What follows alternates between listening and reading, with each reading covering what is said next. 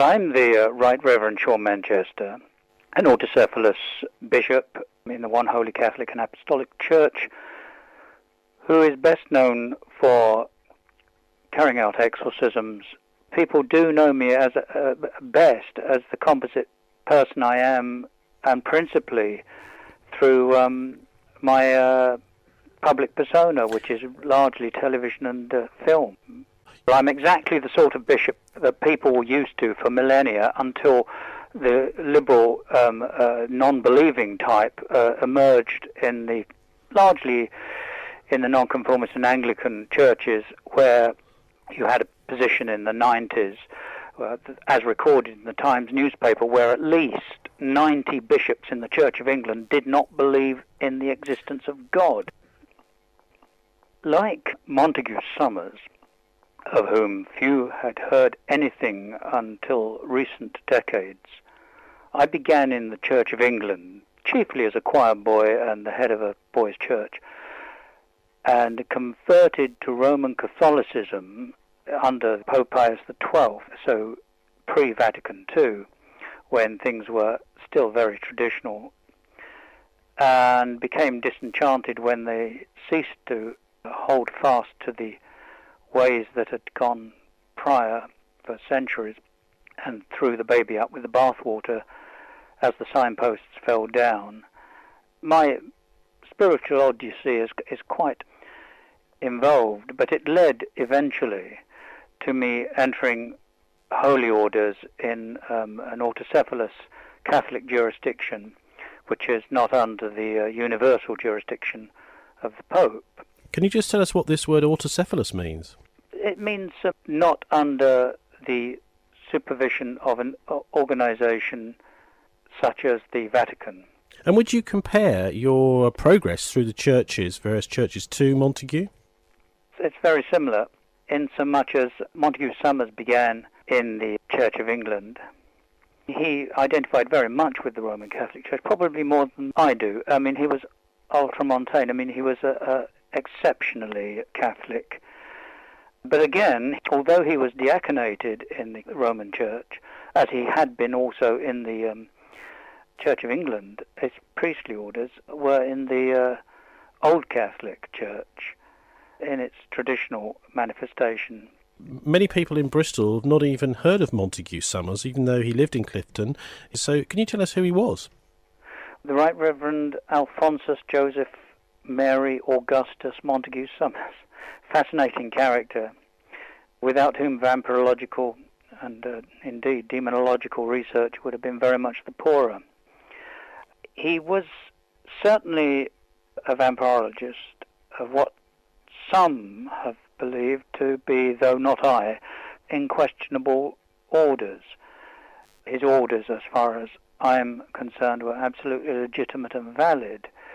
Indeed, I know what his apostolic succession is, and that he was consecrated variously. For example, in March 1946, he was appointed nuncio for Great Britain. He'd been consecrated for the Order of Corporate Reunion in June 1927 by Bishop Dominic Albert Godwin. So, but very few, I don't think any biographers that I'm aware or writers on some seem to be aware of these facts. Maybe it's because they're outside the ecclesiastical perspective. But I share many similarities to Summers' career insofar as I began in Anglicanism, converted to Roman Catholicism, and ended up, as did Summers, in an independent Catholic jurisdiction to hang on to the old traditions. I mean, he was undoubtedly, as some have described myself, a throwback to an earlier age, an unreconstructed Jacobite, one might say, who longed for the restoration of Catholic England. Now, you may say that, but, I mean, what's the problem with the Protestant Church? I mean, many people believe that the whole idea of the Pope being almost like God's representative on earth, the infallibility, this kind of thing, was what Protestants were overthrowing. So wasn't that actually a positive move? Moving away from Summers for the moment, if you go back to Henry VIII and that era, they regarded themselves as Catholics. They broke away from Rome and the universal jurisdiction of the Pope, but they still regarded themselves very much as Catholics. Indeed, traditional Anglicans today regard themselves as Catholics. They describe themselves as not Roman, but English Catholics. This is what is misunderstood by so many people, quite apart from the fact that there are many Catholic churches apart from the Roman Catholic Church. There's Eastern Catholic.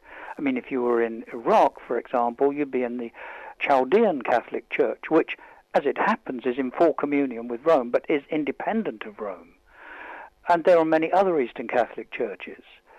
Do you think it's fair to compare you and Monty in that both of you were aware that the traditional Church of England was not really believing in Christ? Because that's quite a strong challenge to make. Well, my experience with the Church of England, which in my early years was quite intimate, found most answers from the minister being, well, it's fine, you can believe that if you want, or you don't have to believe it if you don't want. And I found this wishy-washy attitude to principal matters of doctrine unacceptable. I mean, Summers is quite explicit, as am I, that the matters in Holy Scripture, in doctrine, are not negotiable. They're not up for discussion. You can reject them, of course, but you cannot meddle with them and say, I'll take that but not that, and I don't like the sound of that.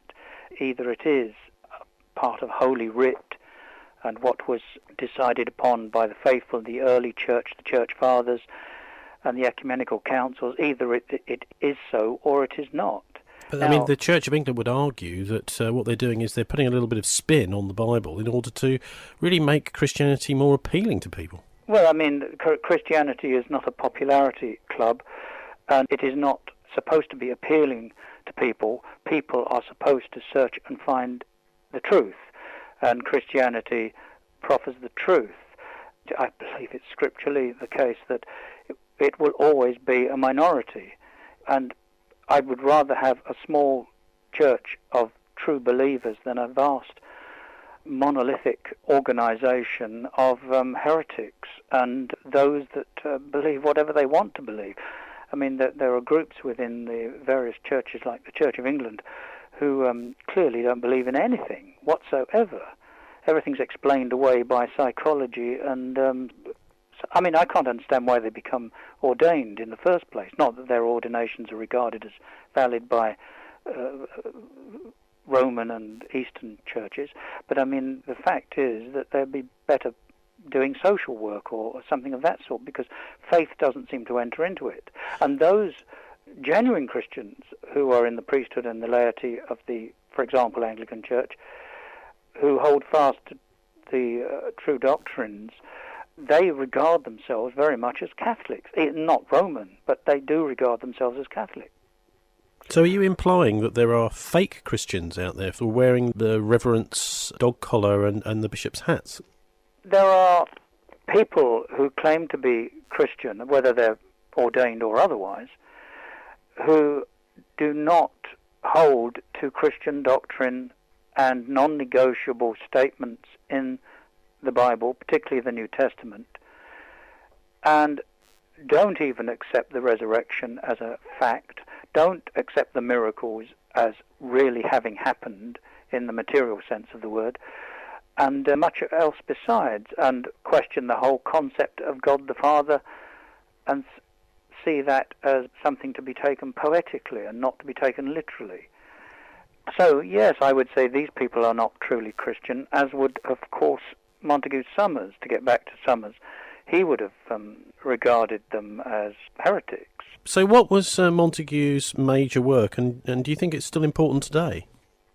Montague Summers was such a fascinating character in himself and his journey that it almost eclipses the more mundane aspects of being an ordained priest, and latterly, in his case, as in mine, consecrated bishop, which few or even still people seem to be aware of, therefore representing the body of Christ, the church.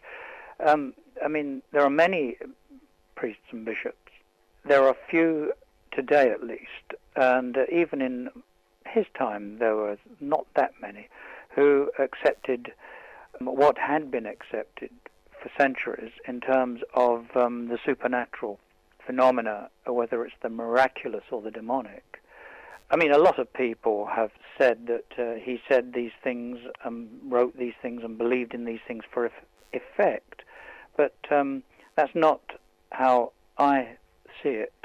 He struck me as being, and strikes me as being, extremely devout, and there are reasons why he became so, I believe. But his prose was solemn, archaic, and often impenetrable, nevertheless written with an energy, a conviction that carries the reader, as you've discovered yourself, forward, which makes it impossible almost to put his books down. He was no skeptic, and he didn't make the claims he made for effect or because it was more exciting. He absolutely, as I do, believed that the dark tales he shared with his readers were true, and that such demonic manifestations as vampires, for example, and those who are damned to be transformed into wolves through occultic means really happen. Indeed, not believing in such things, according to him, was akin to heresy or worse. These things are not disorders of the mind, but of the soul. And you won't find too many priests, fewer still in the Anglican Church today, saying these things. Now, well, many people today would put these sorts of things down to mental health disorders. Yes, indeed, but that doesn't satisfy the person aware that there are, of course, mental disorders, many, but there are also demonic interferences and possessions and even manifestations. And it seems like the Christian Church was very much aware of that, as were the writers of the Bible. I mean, the New Testament writers describe demonic possession, but they also describe epilepsy and epileptics. They didn't mix the two. So they were aware that there was a distinction, and that mental disorder did exist and other disorders did exist, as well as demonic possession. So what would you say to convince anybody, if you can, that Montague's work is still important today? Well, I don't have to say very much. I mean, if we were talking back in the 50s, even the early 60s, I'd have to say quite a lot to even convince them of who he was. I think the earliest media sort of reference to Montague Summers is in the John le Carré film with Richard Burton and Claire Bloom, The Spy Who Came In From the Cold, where Claire Bloom is running an occult bookshop in Museum Street. There actually was one there. Whether it's still there or not, I don't know. But in fact, they used that as a location. And she refers to Montague Summers' work, I think The Werewolf, I think that one. But anyway, that was the first reference to him. Most people, well, almost everybody would have wondered who on earth he was. By that time, I'd read quite a few of his books. Indeed, I became acquainted with his works on vampirism even before I was a teenager. So that was unusual, and mention of him would have raised an eyebrow or two. And as he did in his own life, I mean, he was such a fascinating character. He was kind, courteous, witty, but he also carried with him a sense of underlying discomfort and mystery. My colleague actually met him at least twice. He describes him as very tall, tall at least, with flowing silver hair, plump, brown-cheeked, and generally smiling, but his dress code resembled that of an 18th century cleric, with a few additional flourishes. He wore sweeping black capes crowned with a curious hairstyle of his own devising. So peculiar was his hairstyle that many assumed he wore a wig. His voice was unusually high-pitched, comical even, and often in complete contrast to the macabre tales he was in the habit of recounting. The way that many people nowadays come across the term vampire is when you're talking about people who are energy vampires, who, you know, you're actually in their presence for a while and you feel like your energy is just drained. Now, can you just explain what that means and what the difference between, a traditional vampire and an energy vampire is? The difference is the English language. One is a noun, the other is a description. yes, the word vampire can be used adjectively to describe a bat that sucks blood, or to describe a person who apparently, or seemingly at least, drains energy. In some cases, maybe even blood. In the case of, as they curiously describe themselves, sanguines. That is to say, living people who have some fetish for blood, and either with or without the agreement of the donor, take it. But these are not vampires, although some people seem to think they are, but that again might be a mental disorder in their case. They certainly aren't. They have an obsession. It could be born out of various things. It is only in the vampiroidic sense, or vampophiles have only really existed in relatively recent times. I would say the last 3 decades, maybe less, maybe a quarter of a century. You don't find any before then, apart from psychotic murderers who had a necrophilic desire for blood. These cults of groups, clubs, societies, where youngsters in the main gather to dress up and, in some cases, take blood of each other, they have nothing whatsoever to do with the real phenomenon of vampirism, nor do psychic vampires, as they would have you believe them to be, who seemingly drain the energy, or so they say, of their intended victims. There are people who appear, Aleister Crowley seemed to have this effect. As I've known people who knew Montague Summers, I've known people who knew his contemporary, Aleister Crowley, the Edwardian Satanist. And I remember a lady who ran a bookshop. She said she passed him on the stairs once, and it made her physically sick. By the time she descended the stairs, she was absolutely ill. He had this terrible aura about him. And he was very interested in psychic vampirism. He was interested in all forms of vampirism. One of the reasons he met Montague Summers, I think they met no more than twice in their lives. And of course, Aleister Crowley died only a short period of months before Montague Summers in 1948. It was when Summers died. The reason Aleister Crowley wanted to meet Montague Summers was because of the publication of one of the vampire books. I believe that it might have been the first, The Vampire's Kith and Kin, because Crowley himself was into that aspect. And of course, vampirism is a dark and sinister area and aspect which involves the real vampire, of course, is a manifestation which is at root and source demonic. Various people in the past, both Protestant and Catholic, have offered different theories.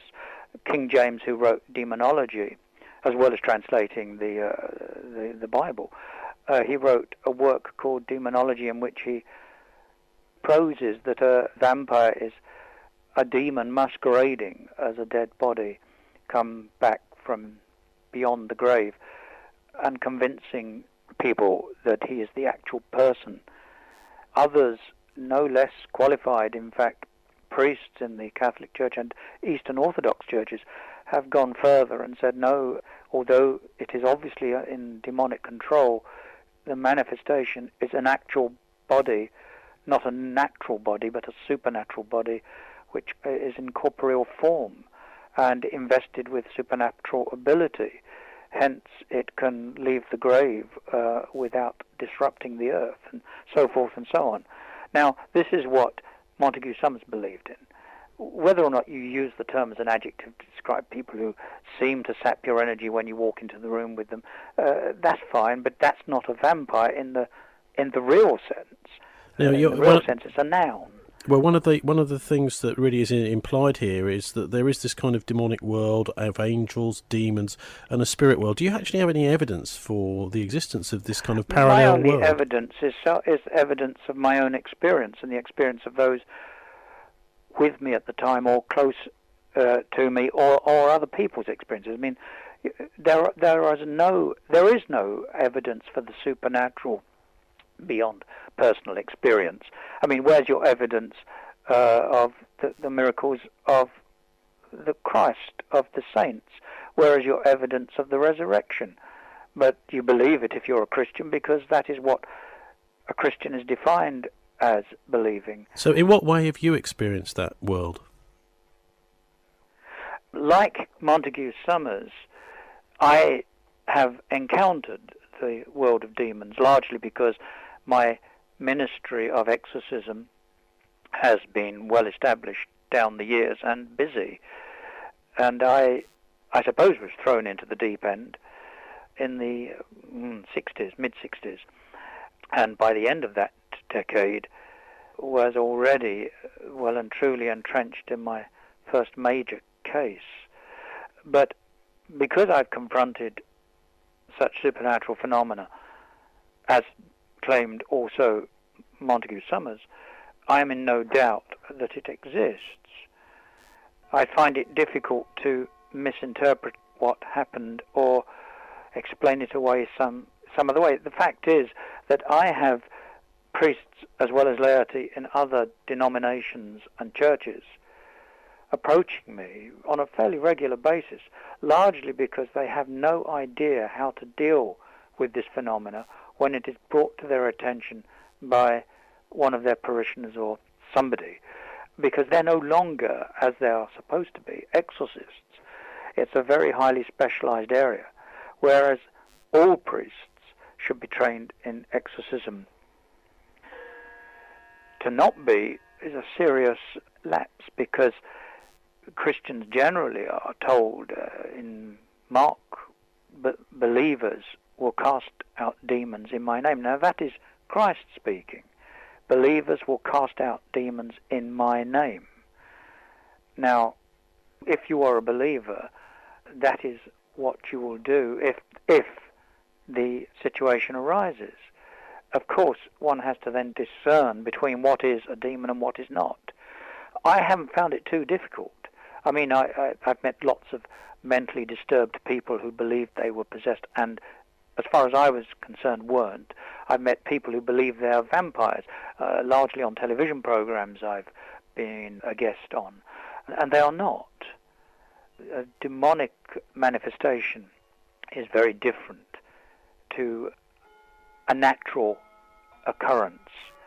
And although one has to test these things, of course, particularly if an area, a house, a place is believed to be haunted or possessed, one has to test it by excluding all natural possibilities.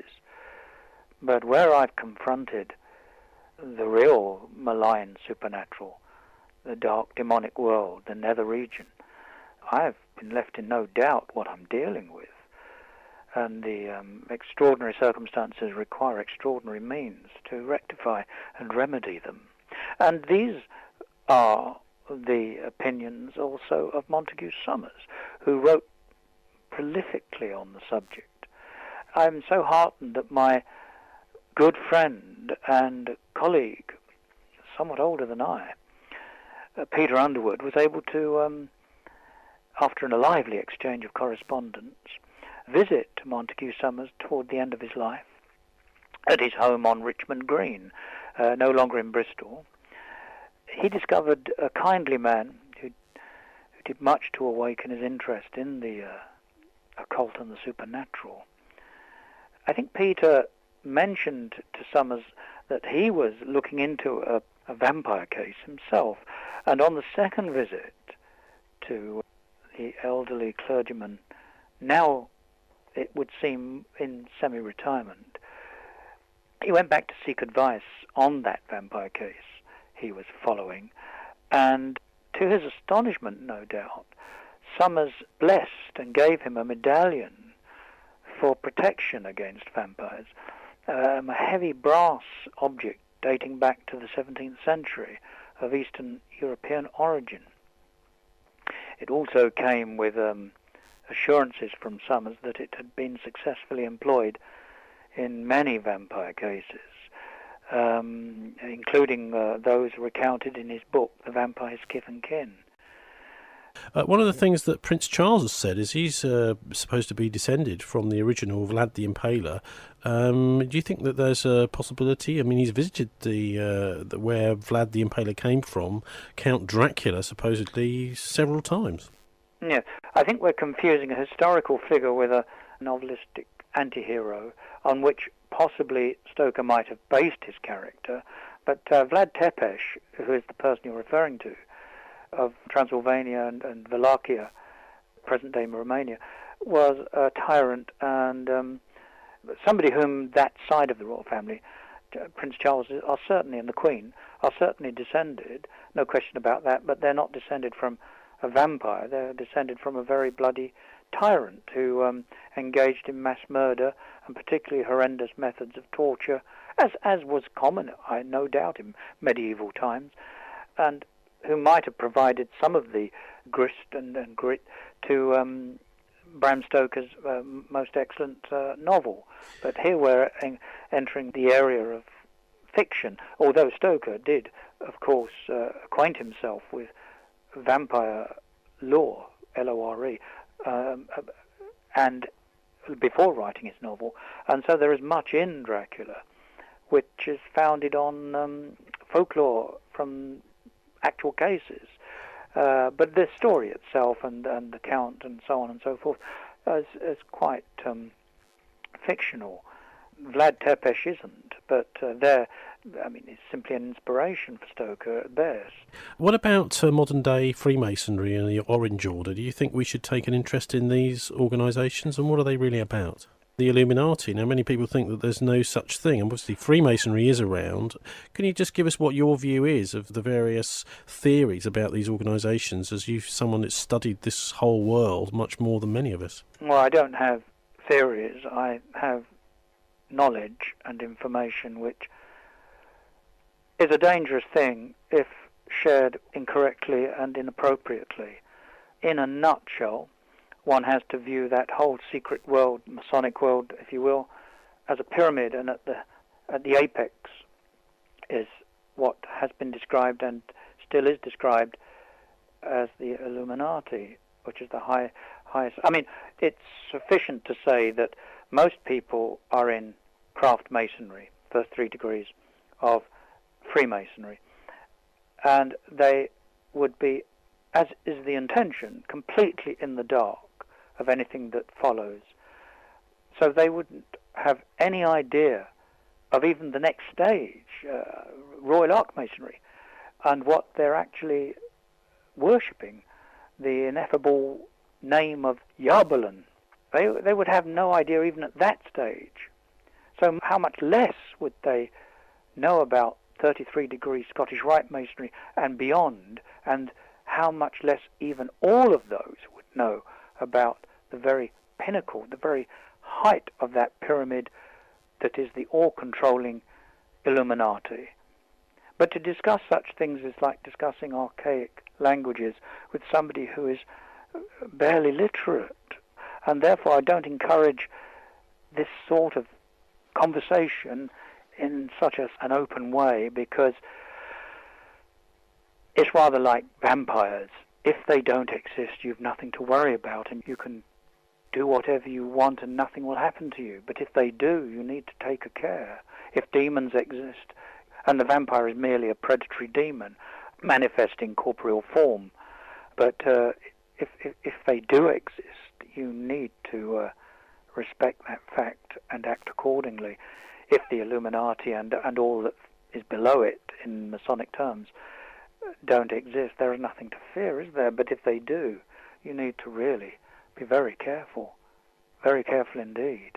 Now, if anyone's listening and has got a little bit nervous, where's the best place to turn? And maybe there may be some good literature. Do you know, down the years, I mean, I did my first public broadcast in 42 years ago, and one of the things, and it happens all the time on Facebook and goodness knows where, I'm approached by folk who say, how do I become a vampire hunter? How do I become an exorcist, a demon?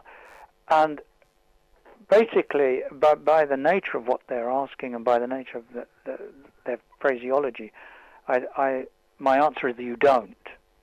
Leave well alone. No, any more than you would take hold of an electric cable that's got hundreds of thousands of volts. You do not dabble in this area. So these people who want to dabble in the world of the occult and the malign supernatural, all I can say is do not do it. Those who are equipped, trained and seasoned to do it, and if you wish to go through the arduous process and are devout enough, fine, but you will find a way, or the way will find you perhaps.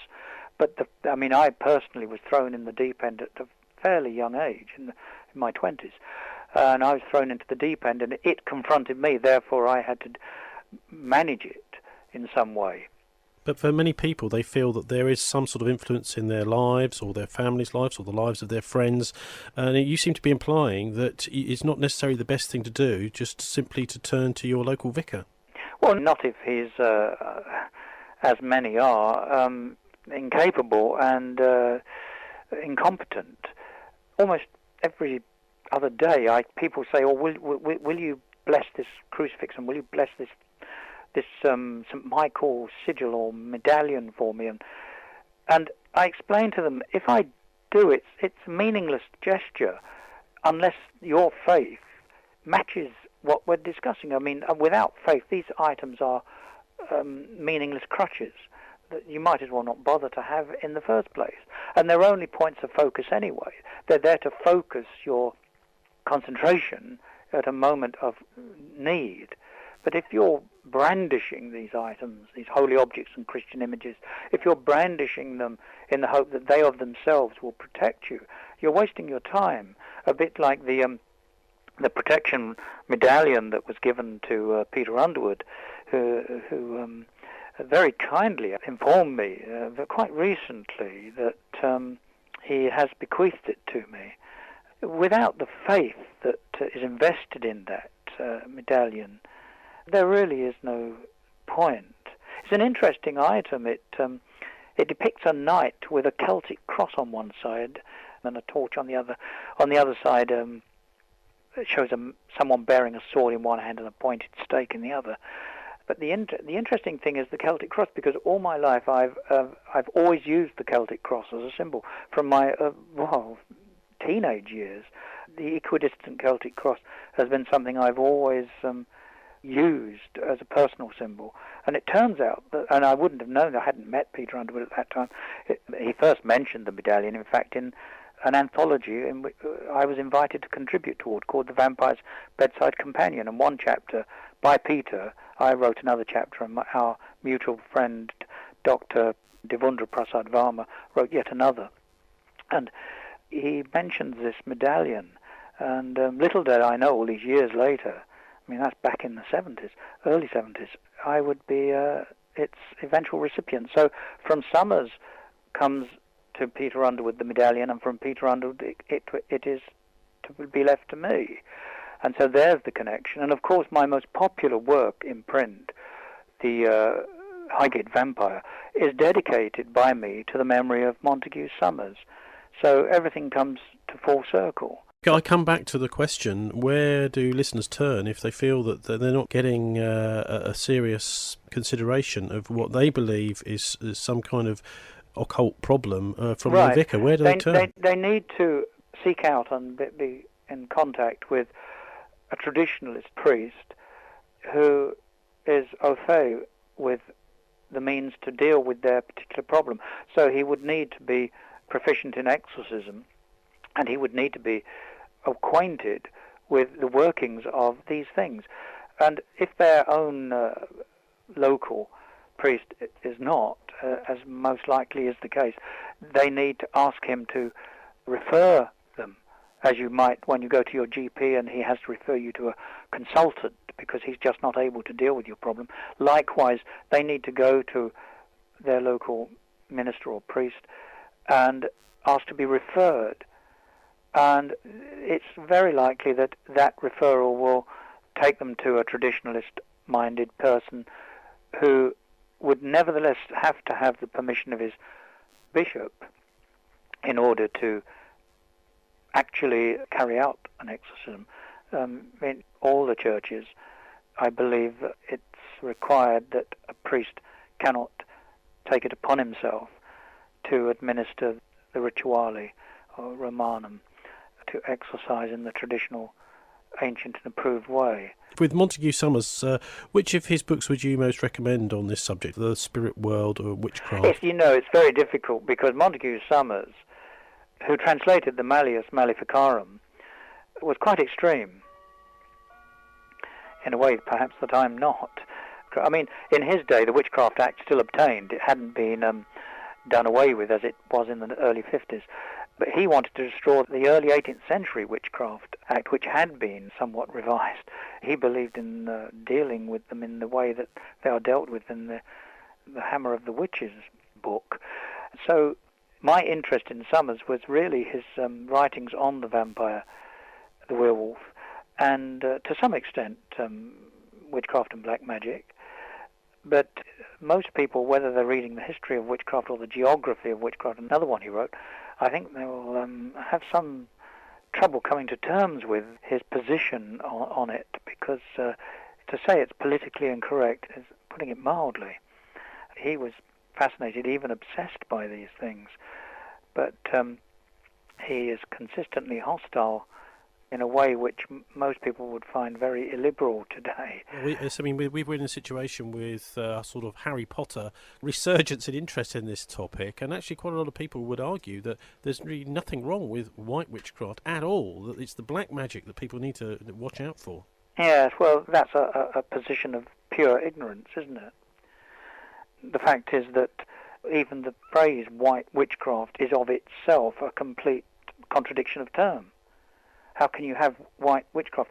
I mean, when I speak of witchcraft, I'm speaking in the biblical sense, in the sense that witchcraft has always been understood to be, how it was understood in medieval times and before, not in this quasi-feminist movement of New Agers who are usually vegetarian and wear sandals. But I don't think these people are anything to do with witchcraft. Now, they might call themselves that, but this business with Wicca is a modern creation, a modern invention, has nothing to do with witchcraft whatsoever. Well, what's the purpose of it then? Oh, you must ask them. I think it's because they want a pagan alternative to organized religion. They don't want Christianity or any of the other monotheistic religion. They want something which they think is a little bit more interesting and exciting, and are willing to open doors without realizing what's entering. But these people are not really witches in the real meaning of the word. And white witchcraft, I mean, what is white witchcraft? If one is to define what witchcraft is, worship and evocation of what Christians would regard as demons and demonic entities, they wouldn't necessarily, that is to say the Wiccans, but I mean real black magicians, Satanists, diabolists, ceremonial magicians, ritual magicians, they would have nothing but pure contempt for people who, in fact, I wrote a book called From Satan to Christ, in which I describe a young girl's fascination with witchcraft during her immediate postgraduate period, and she joins a witchcraft coven in London and slowly realizes that the secrets, I mean, after her initiation into the 3 degrees of witchcraft, she begins to realize that of course it is something altogether more sinister, and the secrets about which they all keep talking are really hardcore Satanism. I mean, I've met lots of witches. I've known some of the most famous witches of my time. And there's no question about it that behind closed doors, what they're really about is what you would call black magic. They don't use those terms. I mean, they use a complete different vocabulary. But what they're really describing, what they're doing, is nothing short of diabolism, sorcery. You talk about the 3 degrees of witchcraft, but I mean that's something we normally associate with Freemasonry, isn't it? Yes, because witchcraft in its present-day manifestation is born out of Freemasonry. I mean, the originator of the modern witchcraft craze, which goes no further back than the turn of the 20th century, goes back to Gerald Gardner, who, again, immensely influenced by Aleister Crowley, whom he knew. And Gardner, apart from being a pervert, was very much influenced by Hinduism. He spent time out in the East and engaged in all sorts, like Crowley did, sexual experiments and sexual perversions, and was obsessed with nakedness. And he more or less is the founding father of modern day witchcraft. And he was a high-ranking Freemason. And Crowley himself was a Freemason. And so they adapted the first 3 degrees that really most Freemasons only ever receive. They don't ever usually go any further than that. It's the base of the pyramid and therefore the largest area of members. And he adapted those 3 degrees of craft masonry to the craft, witchcraft. And look, there are good and bad people in every organization and none. I mean, there are some pretty sinister people in the church. There are decent people, no doubt, who are Freemasons and who think they are witches.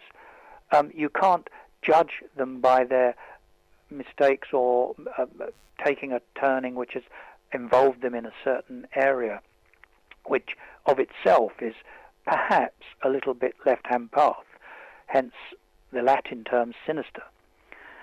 So there's good and bad in all walks, and I'm sure there are some really lovely people who describe themselves as witches. But that's not what witchcraft means, any more than the word vampire means people who drain your energy, unwittingly or not, when you enter a room. It's simply use of the term. The term witchcraft is known. I mean, Summers is close to knowing what witchcraft is about.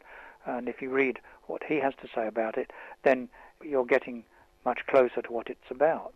But in the modern sense, what I've discovered is that many very dangerous and diabolical groups use witchcraft as a training period to see if somebody's able to be taken further. So if they're not, they never really discover the secrets, and they find a way to discourage them. So how would they make a decision like that somebody is able to... It's a slow process. I explain it in From Satan to Christ. What happens is they engage them in what at first seem innocuous ceremonies and activities of nudity and a little bit of bloodletting maybe, mixing blood with wine and so forth, which the average sort of acolyte isn't really put off by. But slowly but surely, it's a very gradual process of introducing something a little bit further. Then they start to introduce animal sacrifice. Now, at that point, many will balk, many will be turned off, and then it'll be explained to them at some point, maybe you're not quite the right person for this coven, this group, this order, and they will leave. But they use such techniques of manipulation that what they try and do is make the person feel guilty if they don't participate. And they get them to participate to sufficient a degree where they have something by which they can be blackmailed. Therefore, they have involved themselves in maybe illegal activities, maybe animal sacrifice, maybe rituals in a graveyard which were profane and totally illicit, maybe disturbing a church, similarly at the altar, to get hold of the host, to use it in a consecrated wafer in a way which would be blasphemous. Now, they would just find a way to involve them where they could hold that over them, saying, well, you've come this far, you might as well, if it was found that you were engaged in this sort of thing, and we have the evidence that you were, they will then participate further. I mean, unsurprisingly, in the modern witchcraft covens, they're very, shall we say, liberal on matters of not just perversion, but sexual activity. And you discover in some covens a high degree of prostitution. And that is, in some cases, a form of earnings or income for that coven. It can be quite organized.